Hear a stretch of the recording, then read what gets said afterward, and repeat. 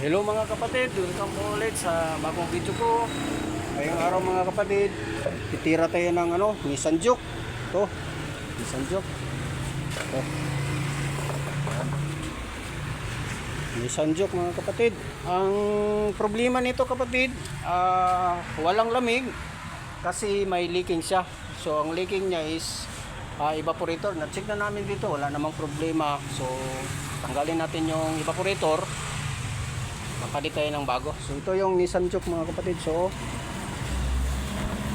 ito, baklasin natin to yung dashboard nya kasi kailangan baklas yan para makuha natin yung evaporator. So yan mga kapatid, sundan nyo lang kami. Walang maghawak ng cellphone mag video. Kaya unti-unti video ko lang yung paano tanggalin yung mga dashboard. So yan, abang-abang lang.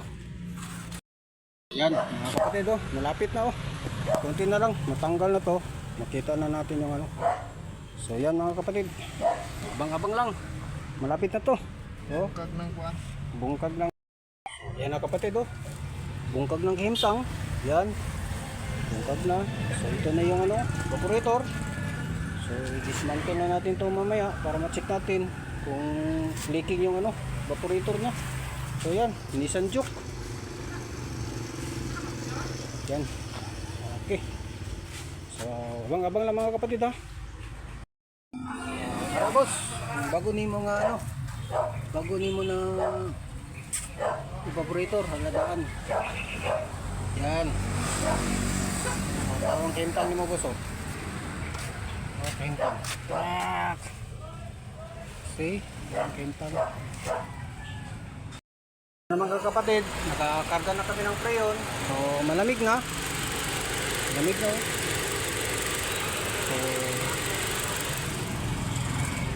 sa loob. Nakabit na lahat. Yan.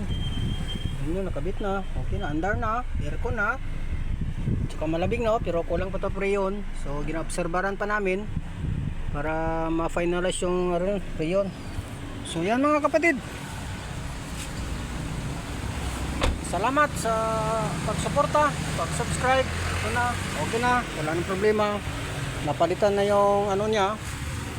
Ito yung luma niya na evaporator. So leaking, yan oil. Saka dito. So, yan. Ito, leaking. Diyan, nagbas oil. So ito yung evaporator niya mga kapatid. So yan, okay na. So obserbaran na namin, dagdag pa kami ng freon o refrigerant para okay na to. So maraming salamat. God bless po sa lahat.